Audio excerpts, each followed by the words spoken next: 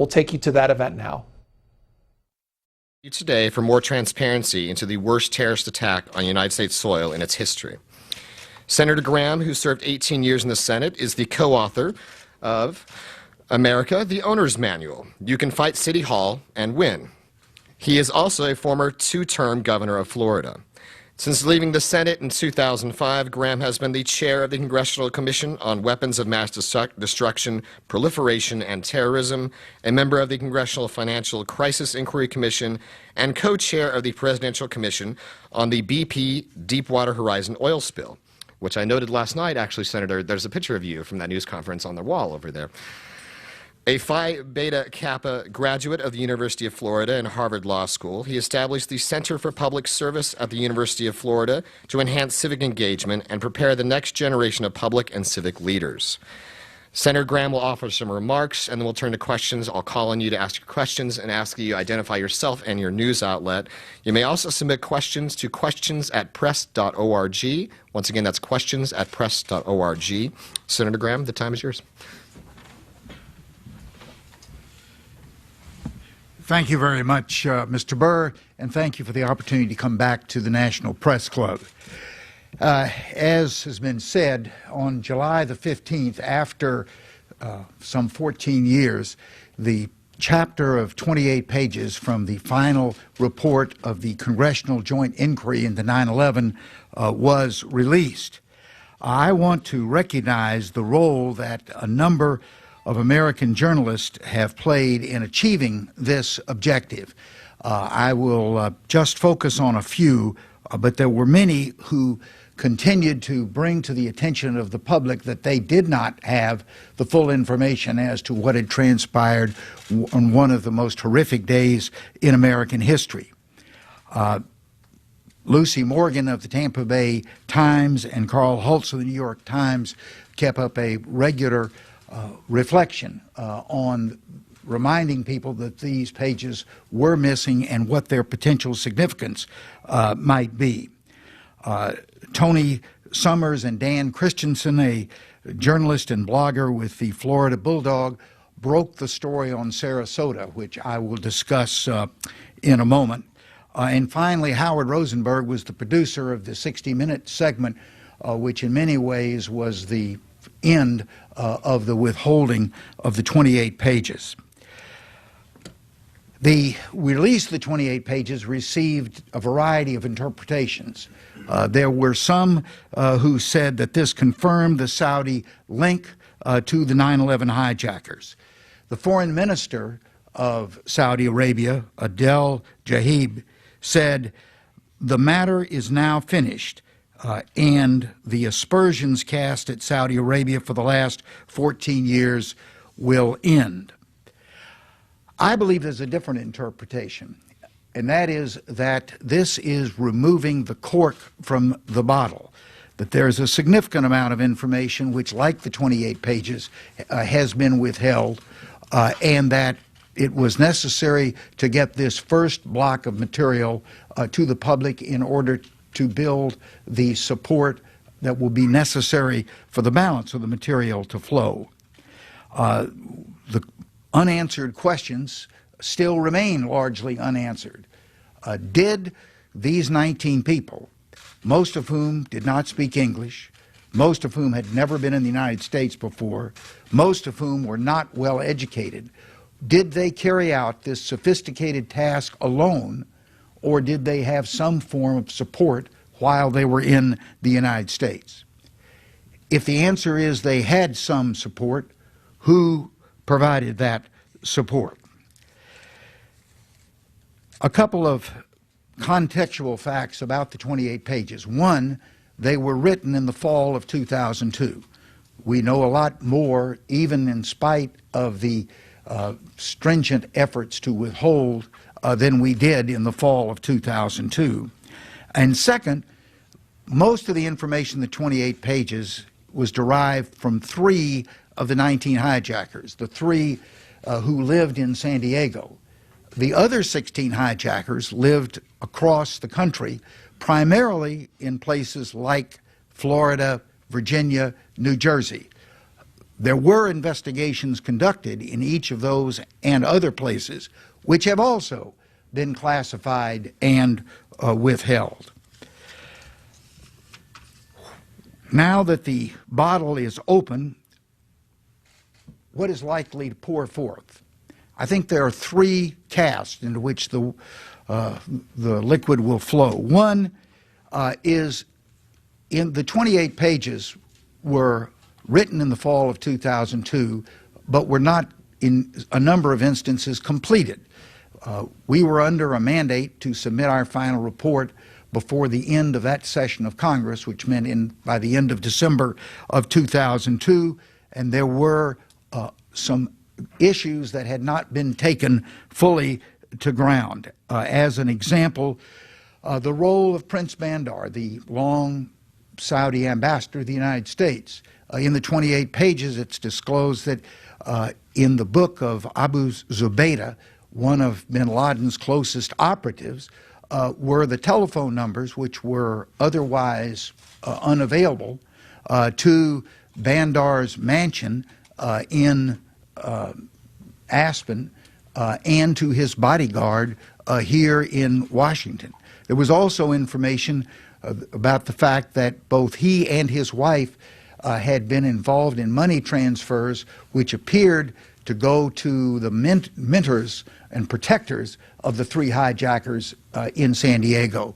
Was that where that money flow ended, or did it end up supporting the hijackers? That's the kind of questions which were raised in the 28 pages, but I hope that we will now get information to close those loops. Second, there has been a number of developments since December of 2002.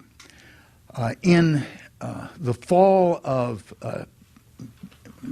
2011, an author, Anthony Summers, and the journalist Dan Christensen disclosed the fact that there had been three of the hijackers who had lived for a period of time near Sarasota, Florida, while they were taking their flight training. These three included Mohammed Atta, who was thought to be the leader of the 19, and that while here, those three had significant contacts with a prominent Saudi family which left the United States after 6 years of residence in Sarasota for Saudi Arabia under what were described as urgent conditions. A new car left in front of the house, food in the refrigerator, clothes in the clothes washer. When that story was surfaced, the FBI's response was, in a public statement, that it had done a complete investigation of the situation in Sarasota, that it had found no connections between the hijackers and the prominent Saudi family, and that all that information had been made available to both the Congressional Joint Inquiry and the Citizens 9/11. I was able to quickly determine that the third statement was incorrect. We searched the records of both the 9/11 Commission and the Congressional Joint Inquiry, talked to the leadership and chief staff of those, and found that they had never received any information about the situation in Sarasota. I happen to have the opportunity to look at two of the investigative reports written by the FBI agent in charge of the 6 months investigation, and he said that there were many connections between the three hijackers and the Saudi family. And subsequently, in a released document through the Freedom of Information Act, that report is now publicly available with the statement that there were many connections. And second, that the investigation was not complete, that there were other leads that had been suggested by the agent in charge which were not pursued. I believe there are other examples of information like this that will be available when the investigative reports from places like Falls Church and Southeast Florida and Patterson, New Jersey become available. The third area, it will be judicial. The families of 9/11 have been litigating to try to establish the relationship between the Kingdom of Saudi Arabia and entities and the 19 hijackers. Those efforts have been frustrated with the support of the U.S. Department of Justice and State, which has sided with the Saudis on this issue, but an interpretation of a 1970 sovereign immunity law has been effectively raised by the Saudis to not only cause there to be the dismissal of actions against the kingdom, but against many of the entities within Saudi Arabia. There is currently legislation in the Congress. It had passed the United States Senate unanimously, which would provide an exception to that 1970s law in the circumstances similar to 9/11, where there was a alleged foreign government involvement with a terrorist organization that resulted in harm to Americans on U.S. soil. That matter is pending in the House of Representatives, and I hope that it will act during this session, ideally before the 15th anniversary of 9/11. The question is raised, why are you doing this? What, 15 years later, what difference does this make? Get a life. I was told that by the Deputy Director of the FBI. The answer, I think, is threefold. One is justice. These almost 3,000 American victims and their families deserve justice. They deserve the right in a court of law to be able to present the evidence that they have gathered, which is voluminous, that will link the kingdom and other entities of Saudi Arabia to the 19 hijackers. The second is national security. These are the facts. The Saudis have heard the message from the United States, including the defense that has been provided by two of its major executive agencies, the Department of Justice, the Department of State, to dismiss the suit against them. How have they interpreted those facts?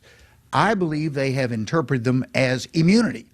If the United States government won't take action in a case as serious and severe as this, that was, the word is overused, but was a transitional event in the history of the United States, what else will it take for Saudi Arabia to do before the United States government would be involved?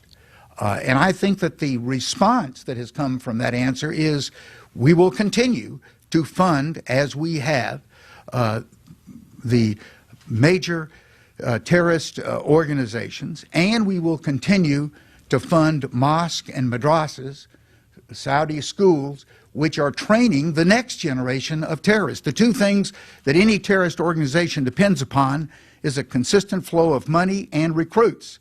Saudi Arabia is providing both of those. But I think the third reason why this is important is our democracy. There was a recent report from Dartmouth College of a study of what is the impact of secrecy, particularly focusing on the 28 pages, to the American people. And the answer is the result is cynicism and suspicion, that the American people are losing confidence that their government is abiding by the essential compact of democracy, that the people will give their respect to the government, and the government will give its respect to the people by letting them know what the government is doing in their name. This is not the only factor that's leading to a decline in citizen confidence in their government, and I think we are seeing it in full color in this presidential election. There are other factors, and one that relates to the book that Mr. Chris Hand and I have just published, is that Americans have lost the sense of their personal ability to affect government. When Benjamin Franklin walked out of the Constitutional Convention, a resident of Philadelphia asked the question, "Mr. Franklin, what have we got?" a monarchy or a republic? Franklin responded, a republic if you can keep it. The fact that he and the founders gave us a republic is no assurance that we will always have it. I believe that one of the essential elements to retaining a republic is to retain the concept that the role of the citizen is central, that it is the citizen for whom the republic was established and for whom it will be accountable. Today, too many people are dropping out. We had an important election yesterday in Florida. The early reports are that less than 1 out of 3, maybe even less than 1 out of 4 people took the time to even vote. Much less are people getting actively involved. We are developing a democracy of spectators who think that their role is to sit in the stands and watch the game of democracy, not be a direct participant. I believe our democracy is in trouble until people begin to feel that they have a personal ability to affect change. This book, America the Owner's Manual, lays out dozens of examples of where citizens have actually gotten involved and made a difference. They didn't have to just rely on electing the right person to office. They did it themselves.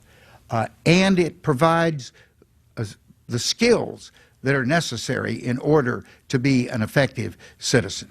So I believe that the linkage between the cynicism of government by its people and the suggestion that one of the ways to overcome that cynicism is to motivate and provide the skills for the citizens not to be passive but to be active participants in their democracy is one of the most important anecdotes. Thank you very much. I again appreciate the opportunity to return to the National Press Club, and we'll be happy to answer questions except from Larry Lippman, who asked nasty questions, which I can certify to for many years. Yes. Thank you, Senator. I think this is on. You good? Of course, sir. Do you want to grab that water? I've been drinking it. This is working? It needs to be turned on. There we go. Technology. We'll get there. Almost there? There we go. Thank you, Senator. So we're going to turn to Q&A now. A couple of rules. Again, please identify yourself and your news outlet when asking the questions. I will stop you if you start to give a speech versus asking a question. But let me start off with a couple, if you don't mind. Sorry, Bob. 1 second. Let me start off with this one, sir. You allude to this quite often in your speech, but is the United States government protecting Saudi Arabia, and why? Yes, it is protecting Saudi Arabia, and I think the reasons have varied over the 15 years of that protection. I think one of the key reasons early on was that President Bush said at the site of the World Trade Center that we will follow these heinous people to the ends of the earth to bring justice for those who have lost their lives. We immediately decided the ends of the earth were Iraq. It was rather embarrassing then to have information flowing in to the intelligence agency that actually Iraq didn't have anything to do with 9/11, but it appeared as if Saudi Arabia had a lot to do. So how do you square that difficult circle? I think the way, in part, was to submerge and suppress the information about the Saudi involvement. I think another factor is the long relationship that the United States has had with Saudi Arabia, going back to Franklin Roosevelt and his agreement with King Saud that we would provide them security, they would provide us oil. That relationship has been a difficult marriage to enter into a serious discussion as to whether maybe separation or divorce is going to be required. I think another reason more recently has been all the turmoil in the Middle East and the idea we've got enough disturbance in places like Syria and Iraq that we don't need to add another one in Saudi Arabia. I believe that, to go back to the marriage example, that the way that marriages or any human relationships remain strong is honesty.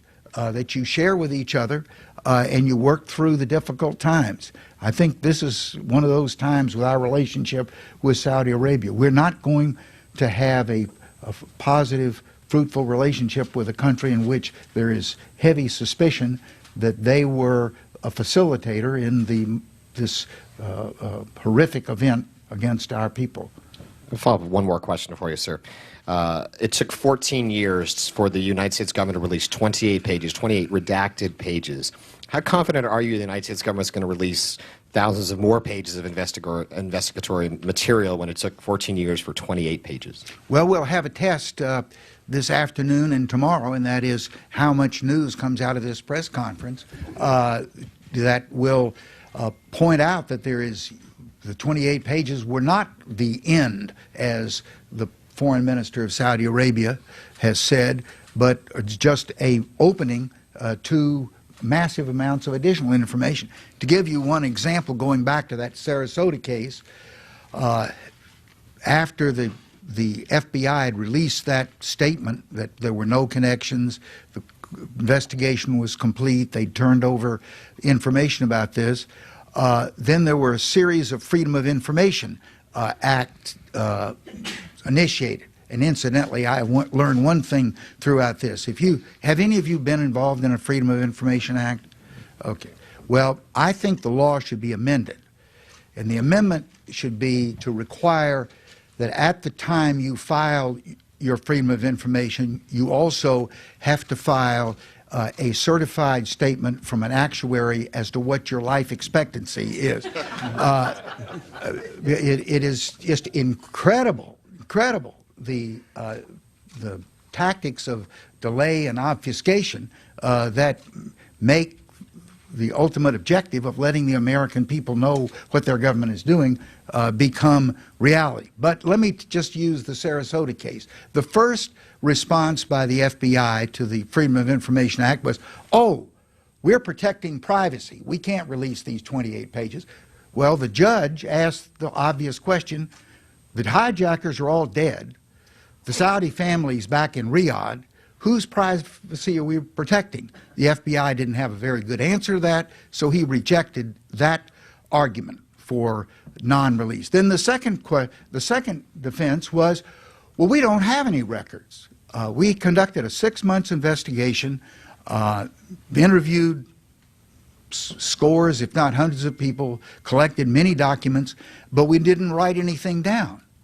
Well, that was so absurd that the judge rejected that, and so sheepishly, on the third round, the FBI came into his office with 80,000 pages that they said, this is the Sarasota investigation. This one judge with a couple of young clerks down in Fort Lauderdale now has had this as his roommate, these boxes, for over 2 years. I'm hopeful that soon, to answer your question, he's going to begin the process of releasing the documents and building on the drumbeat that will come out of this press conference. With that hard information, that the case will begin to move forward again. Well, as someone who has a FOIA probably outstanding for 4 or 5 years, I completely understand your point, sir. So I'm going to go to questions now again. So we have a microphone passing around, so please wait for the microphone because we are live on C-SPAN. Mr. Weeder? Okay, Tommy, thank you for hosting this forum, and Senator Graham, thanks and congratulations for what you're doing and insisting that the facts on 9/11 come out. As you pointed out, and as the media pointed out, the 28 pages and credible media reporting that there were meetings, there were facts here, not just myths and wondering, but facts.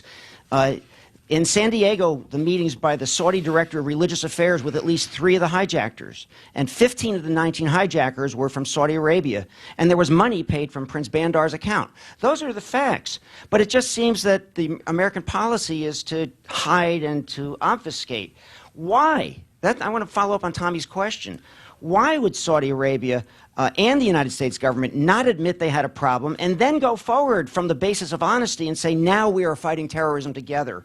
And is it a matter of Democrats and Republicans alike just want to pander to Saudi Arabia? So what I don't understand is the reason why we don't take the facts and move from there, because these are the facts. Well, I thought I had answered that question earlier, but I will add that, no, this is not a partisan issue. In fact, in the House, the effort to pass this JASTA legislation that will modify the sovereign immunity defense, and prior to that, a resolution urging the president to release the 28 pages, was led by a Republican, Walter Jones from North Carolina, and a Democrat, Stephen Lynch from Massachusetts. This has had strong bipartisan support. If anything, it's more of an executive branch versus the people of America. It's been the executive branch through not only justice and state, but Treasury and the intelligence agencies that have largely been the barrier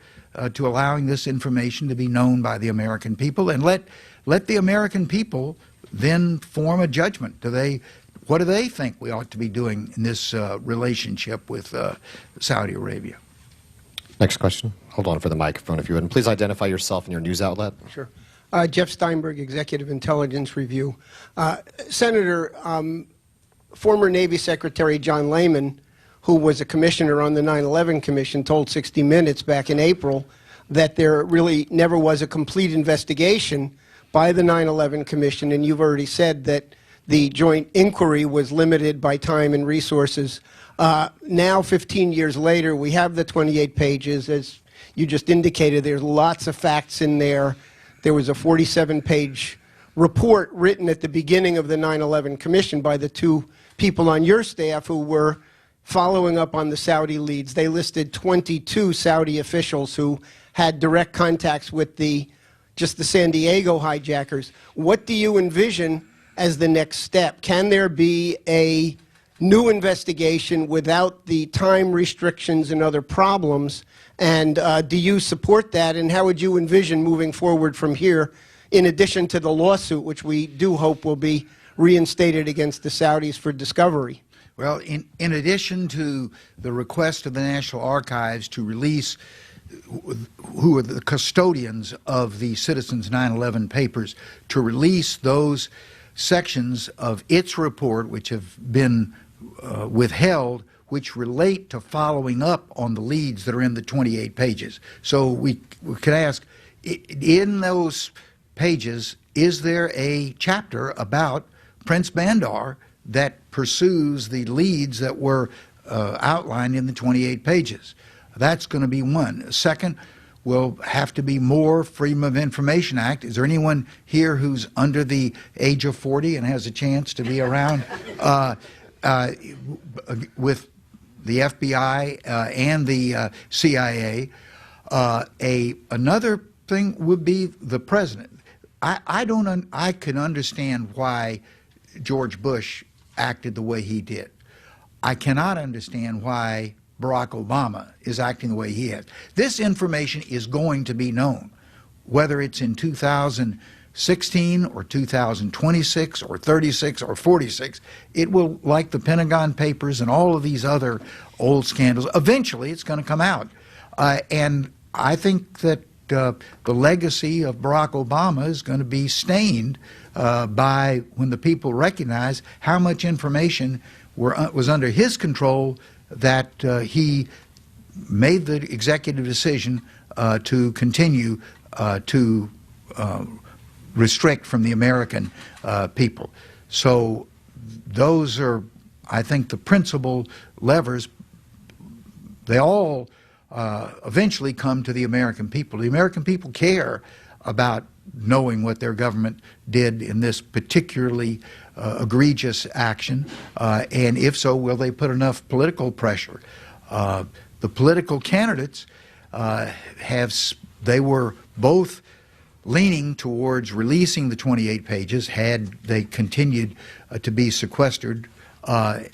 Maybe now they should be asked a different set of questions. I'm not intending to do your journalism for you, but if you are the next president, will you release this other information for which the 28 pages are the indicator but not the last word? Well, Senator, can I follow up on that real fast? You have endorsed Secretary Clinton.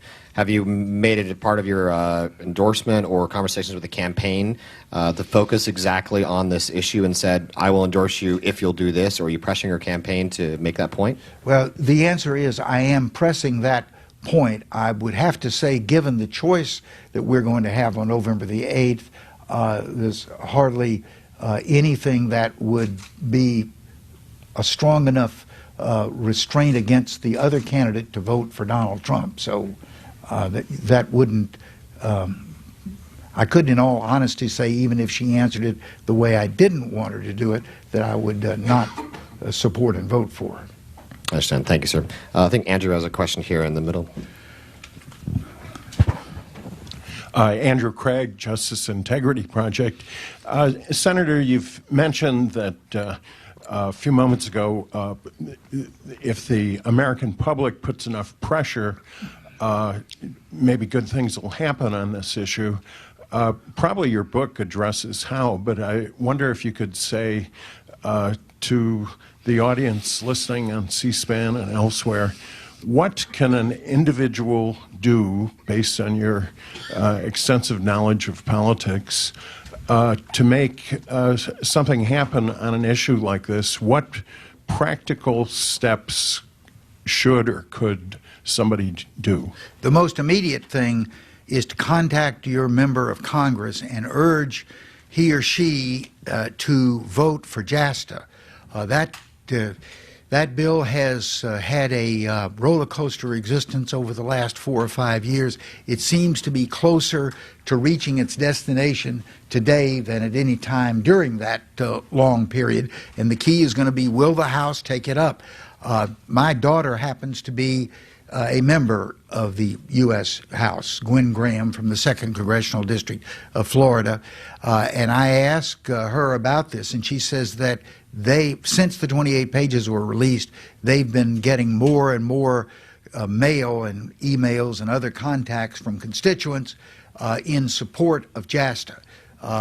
That's where the pressure needs to be until that important task is accomplished. Another question here in the second row. Yeah. Hello, Jason Ford. I'm here as an independent journalist today. If there was involvement by the Saudi government, what is the motive? You know, obviously we've seen a huge mobilization by the U.S. government against terrorism and really brought the issue of Islamic extremism to the forefront. What is the reason they might have participated in this? And we're asking that question in the time frame of September 11th, 2001 and the period preceding that.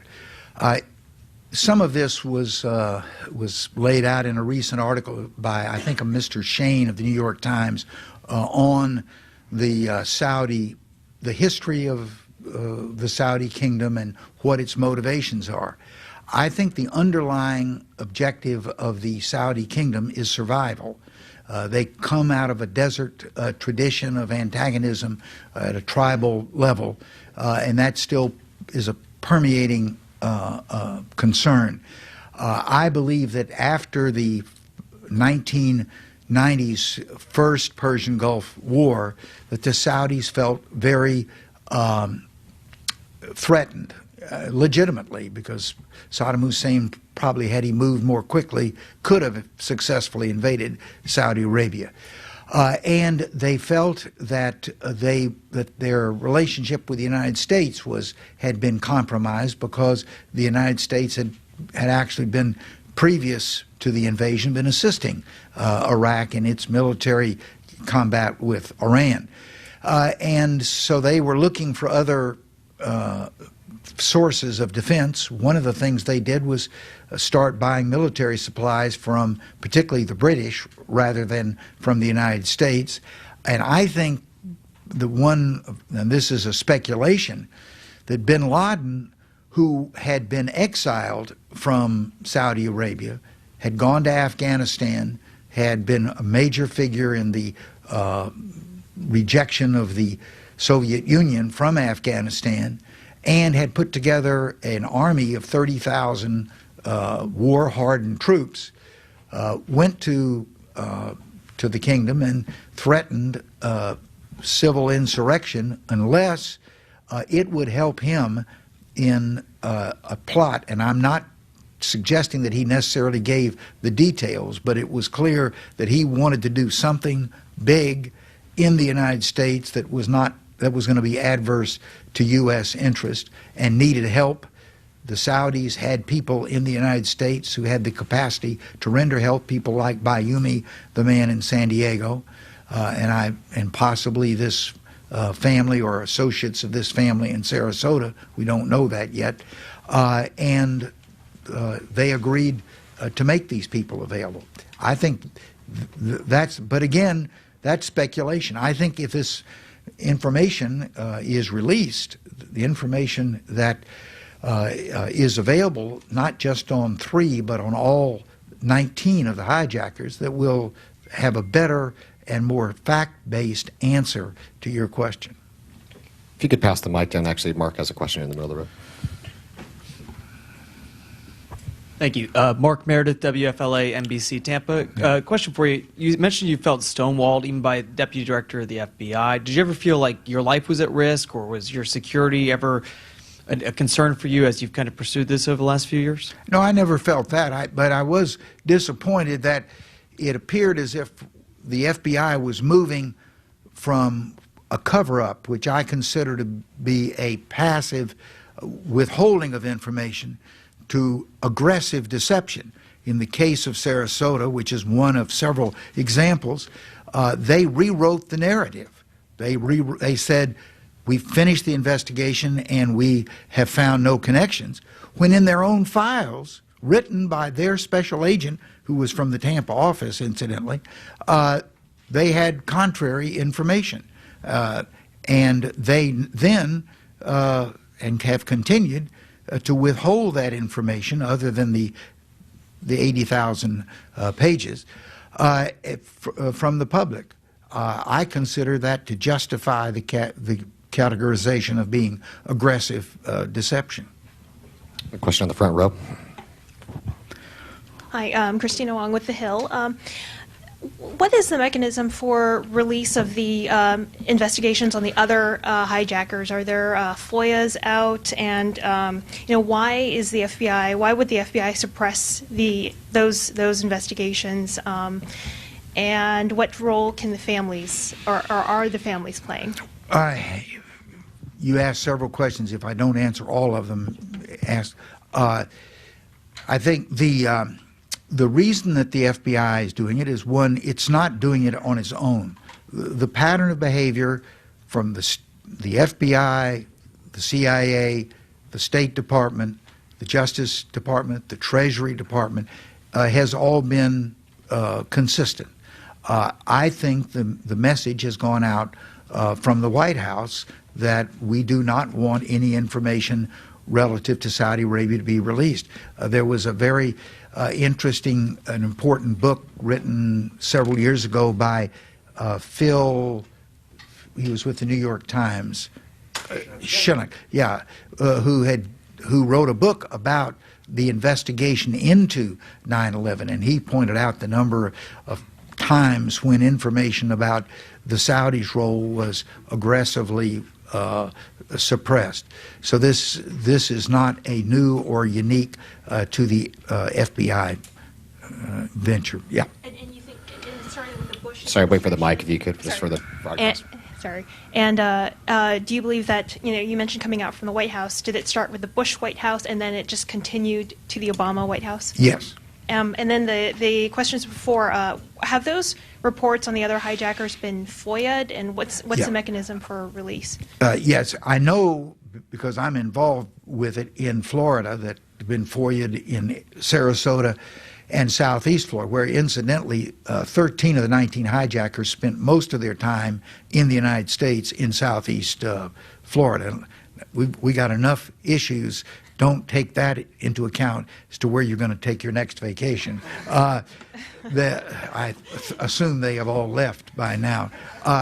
And I'm not sure whether a FOIA has been filed in Falls Church, which incidentally is not far from here if somebody would like to take that one on, or Paterson, New Jersey, which were two of the other places where numbers of hijackers lived for significant periods of time. And lastly, what role are the families playing in increasing public pressure? Well, their primary role is to secure passage of the legislation which will allow them to proceed with their litigation. There's very, very able law firms involved in this matter. I'm aware of much of the investigative work that they have already done. I think that will be, of all the channels of information about the Saudi role, what's going to come out in that litigation, if it is allowed to occur because the sovereign immunity defense has been modified, will be astounding. We go to the young lady in the back here. Thank you. Hi, Munira Al-Moud with Canal Plus French TV. Thank you, Senator.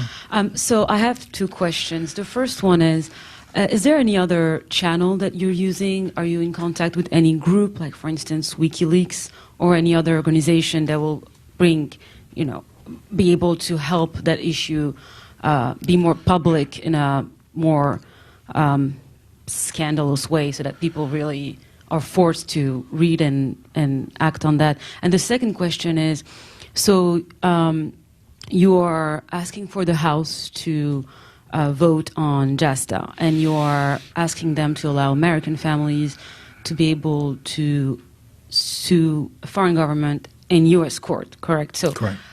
How confident are you that this will not open the door for other governments to sue the United States and to ask for reparations for other things that, they've done?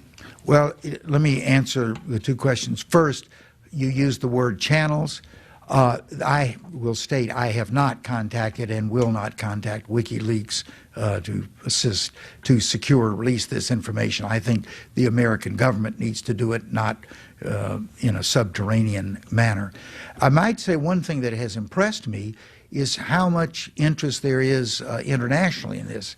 To my knowledge, because I have participated in some of the production, there are programs. ITV, the British principal commercial station, is going to air a documentary on this subject during the week of September the 11th. There's been a French and German documentary that has developed. In the case of the German, has been produced, and the Australians are developing a very deep documentary on the whole suppression of information on 9/11. So the support is becoming international, because this really is an international. Saudi Arabia has not just engaged itself in U.S. matters.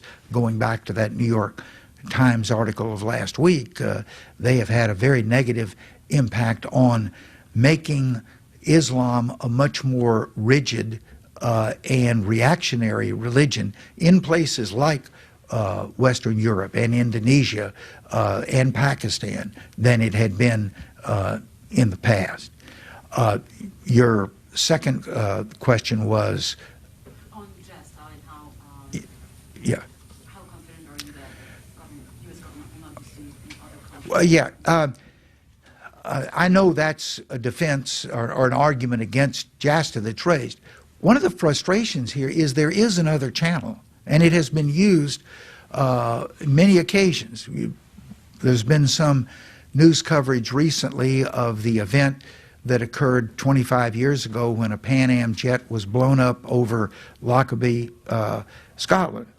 The families, the victims, did not go to court to get compensation. They went to their government, and their government went to the Libyan government and negotiated a settlement of some $2.5 billion, which was then distributed among the families of the victims. Both through two administrations, there has been an unwillingness to negotiate with Saudi Arabia and say, here's what we know was your involvement. Do you want to enter into diplomacy to determine the appropriate compensation of these American families? The answer is we've refused to do so, and the reason that I've been given is because the relationship is too important to even suggest to them that they might have been involved. Well, I think it's a little presumptuous for the U.S. government to say, on the one hand to these families, we won't enter into diplomacy like we did in Lockerbie on behalf of the families, the victims, but on the same while we will aggressively resist your ability to use our court system as a means of getting justice. So I find that argument to be very unsatisfying. Senator, can I follow up real fast on something a minute ago about Secretary Clinton? Are you concerned about anything that came out about her emails, and do you feel there are a lot of emails from Secretary Clinton involving Saudi Arabia that have not been released? Well, of course, the easy answer is I don't know the second question. The first question, it's hard for me to believe, as one who for 10 years had fairly open access to a lot of classified information, that any Secretary of State would have either, certainly not knowingly, but even by inadvertence, assisted in making classified information available. And apparently the documents that flowed through her computer, with only a few exceptions, did not have any indication on them that they were in fact considered to be classified by the sender. I think, to use her words, this was an act of bad judgment by Mrs. Clinton. She should not have done this, but I don't think it's a national security threat, or that she should be criminally indicted for this. I think we had a question in the back. Thank you. I'll stay low for the cameras. Manny Roppolo with RT America. Thank you, Senator Graham. You mentioned your experience dealing with the FBI and trying to get more information about the Saudi connection. Have you been in contact with anyone, any officials in Saudi Arabia, and if so, what's been the outcome of that inquiry?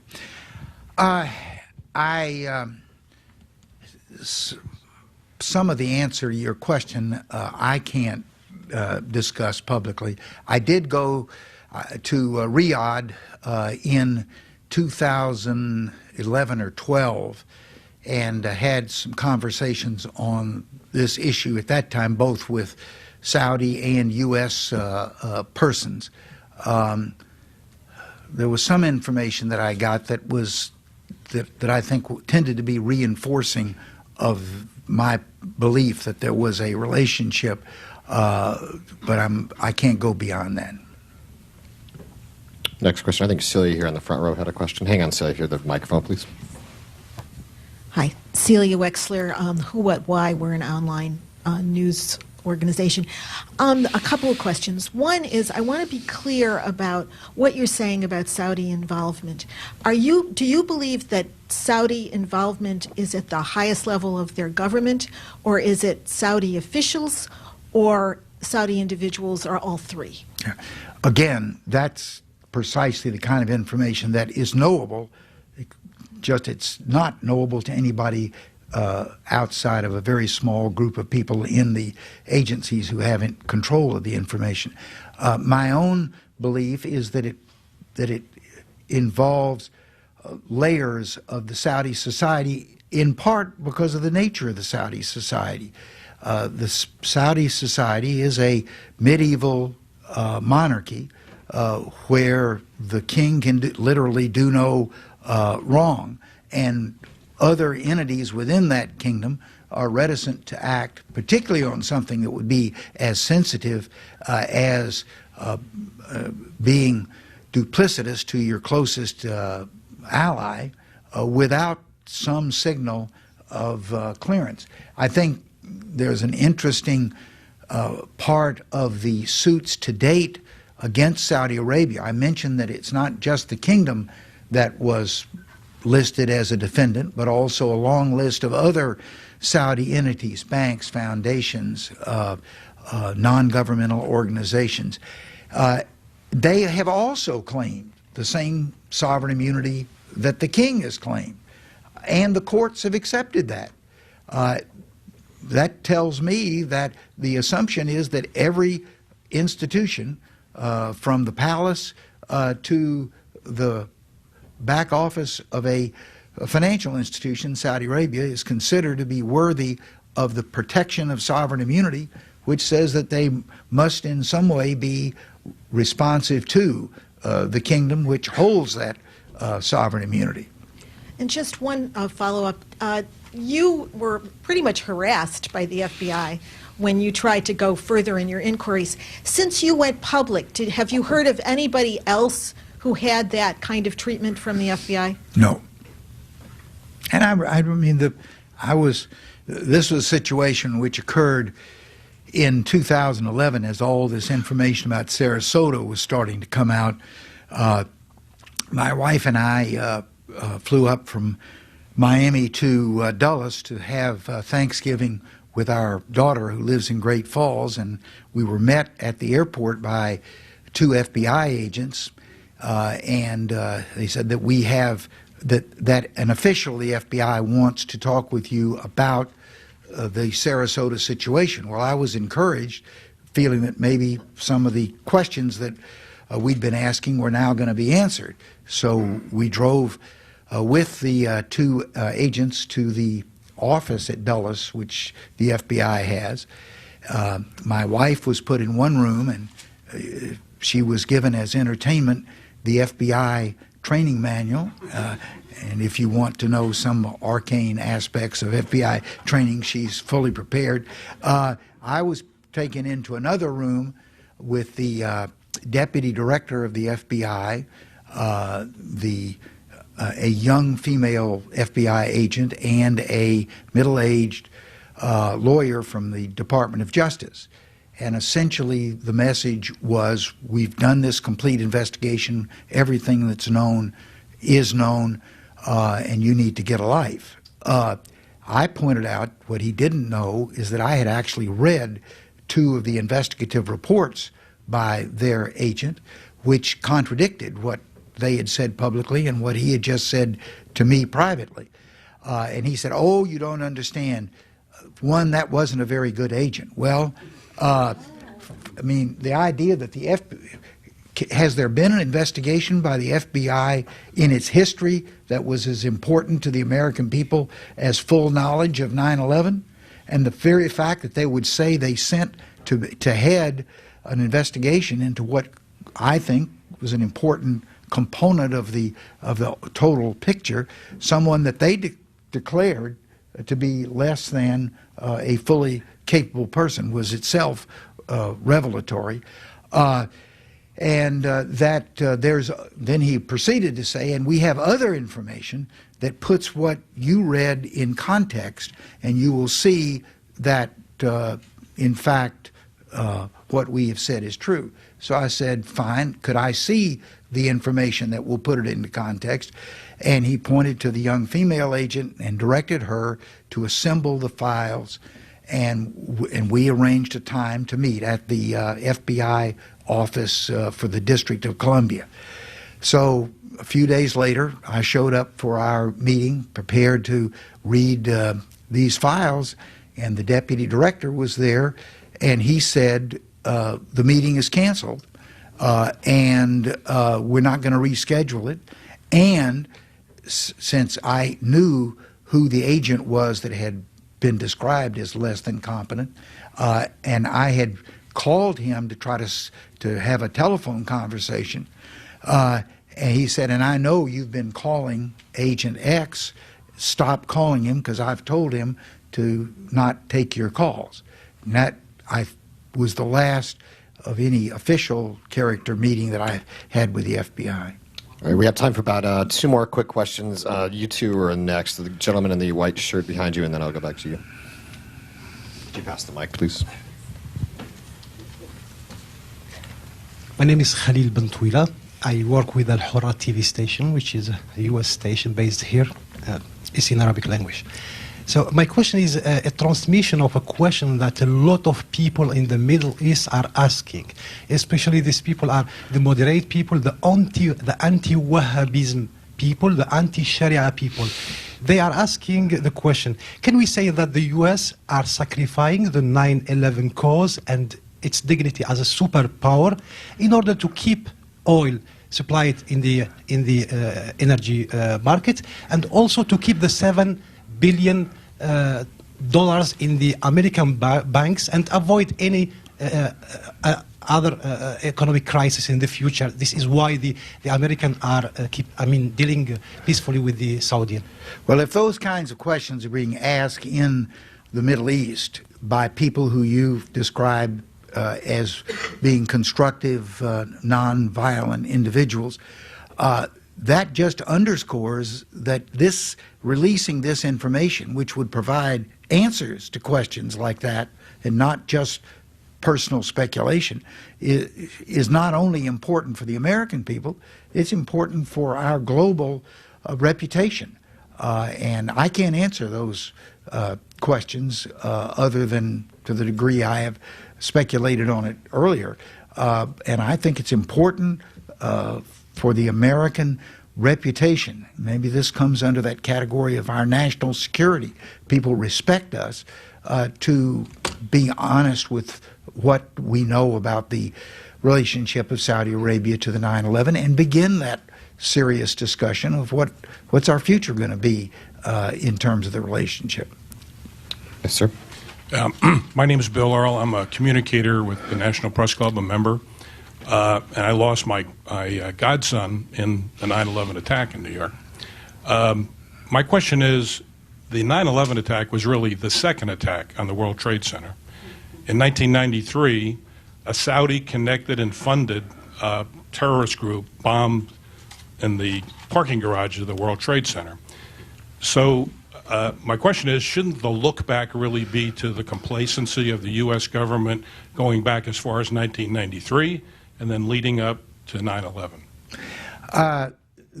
As a general proposition, I would say yes. And in fact, there were some ties, because one of the two people who were identified as being the principal protectors of the three people in San Diego was a man named Bosnan, who had been peripherally involved in that first attack back in 1993. There may be some evidence from that as to the relationship of Saudi Arabia to the perpetrators of that event, which might start the trail of information that would lead to their involvement in 9/11. Again, that's the kind of information which an open discussion with materials that have been withheld, made available, could possibly answer. All right, a couple quick announcements before I ask the last question. I'd like to remind you about a few upcoming programs. On September 8th, Senator Chris Murphy of Connecticut will discuss his efforts to secure new gun control legislation. Also that day, National Republican Congressional Committee Chairman Greg Walden will be here to discuss efforts to keep and build on the GOP House majority in the time of Donald Trump. And on September 15th, Defense Secretary Ash Carter will speak here at the National Press Club. And so my last question to you, before we go to book signing, by the way, which I think we'll do in the room next door. The senator has a few minutes to sign some of his books. But as the former chair of the Senate Intelligence Committee, what do you think of Donald Trump now receiving classified briefings? I think it not only is in the tradition of recent years, but it's very valuable that a person first day of the job as President of the United States ignorant about what the conditions in the world that affect the security of the United States might be. As you might recall, when Harry Truman suddenly became president on the death of Franklin Roosevelt, apparently he didn't even know that the atomic bomb was under development. He was a fast learner, but we, in the complex world in which we live today, having a person assume that ultimate commander-in-chief responsibility, ignorant of the conditions that were then operative, I think would be very much adverse to our national security. So I'm pleased that he is receiving these briefings, and assuming that he will be careful and treat them for the sensitivity that they represent. Makes sense. Thank you, Senator. The book is America, the Owner's Manual. You can fight City Hall and win. The Senator will be signing them next door. Thank you very much, sir. Good. We only have about 12 or so.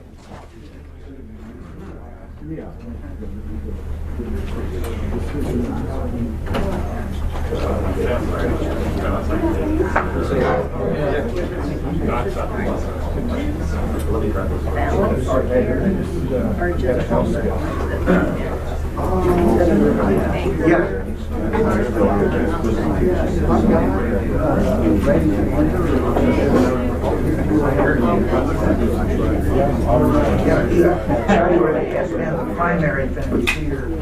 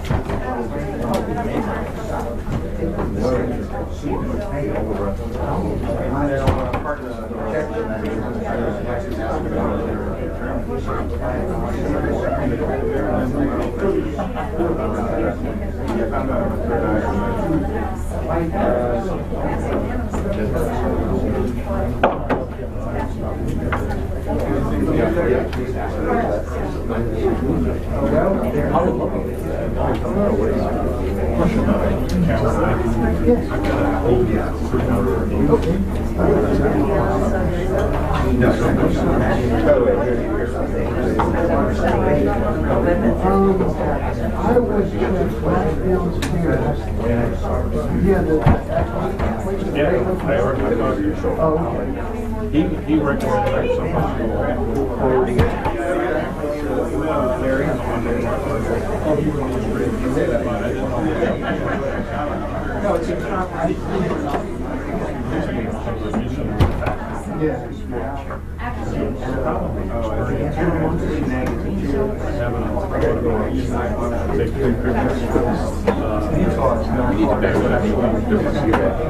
You're fine, you're fine. You're good. Overexposed, underexposed, Okay, so it's a bracket. It's not like 6 or 7 that you can undo. When they gave that bracket, I mean, so that means so where would you go in like 7? I don't know. I have a decrease in that. We did that. I've got the owner's manual. yeah. Look up, try to find index bracket and turn that off. Yes.